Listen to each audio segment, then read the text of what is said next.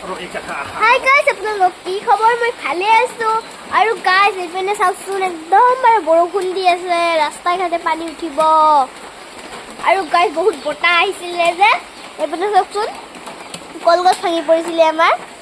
আৰু এইপিনে চাওক ইমান ডাঙৰ ডাঙৰ, এয়া চাওকচোন ইমান ডাঙৰ ডাঙৰ কল। এতিয়া আৰু আহি আছোঁ আৰু এইপিনে দেউতাই ধুনীয়াকৈ কাটি আনিছে, তাৰপিছত আহি আছে।